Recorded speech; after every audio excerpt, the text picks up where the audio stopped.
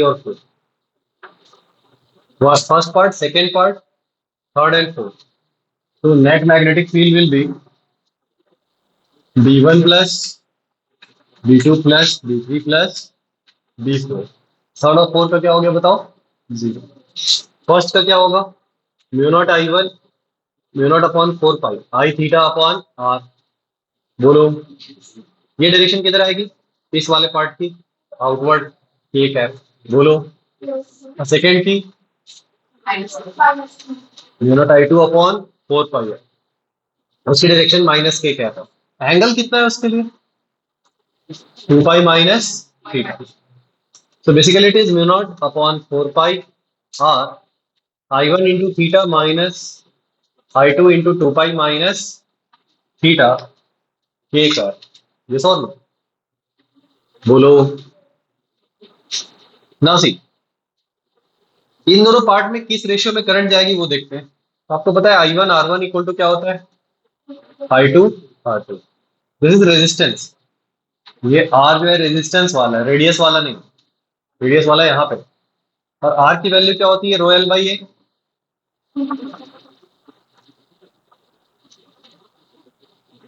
और एल का मतलब कितना होता है?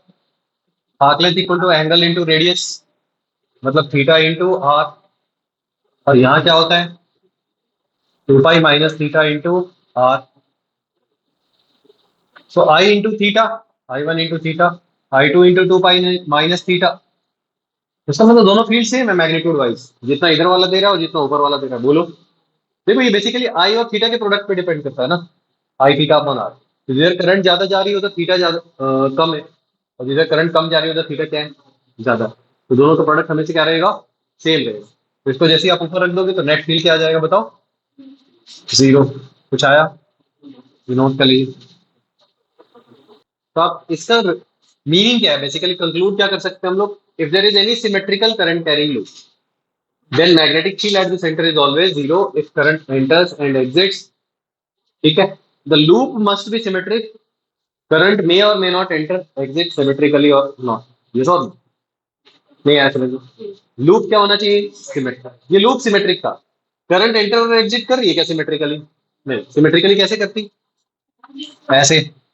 बोलो तो आप नोट करके लिख लो. If a current enters and exits,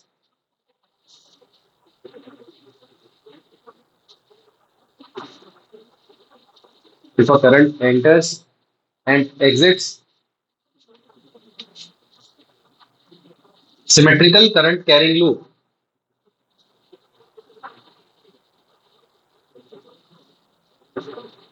symmetrical current carrying loop, then magnetic field at center,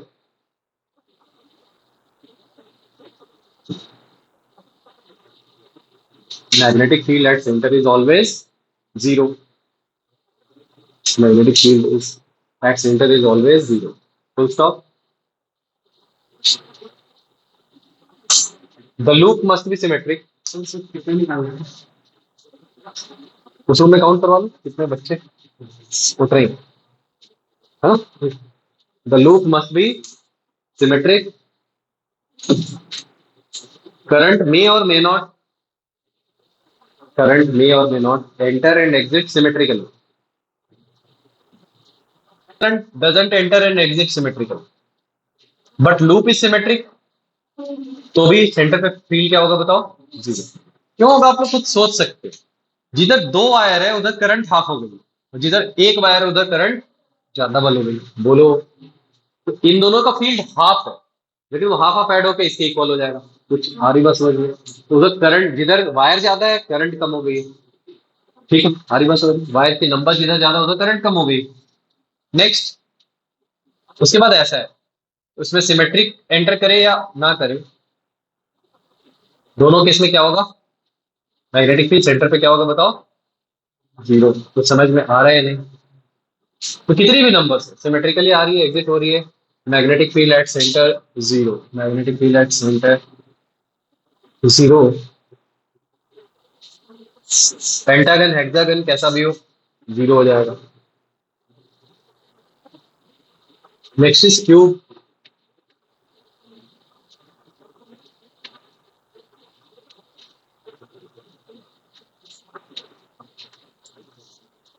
वो पॉइंट पे क्या होगा बताओ? जीरो।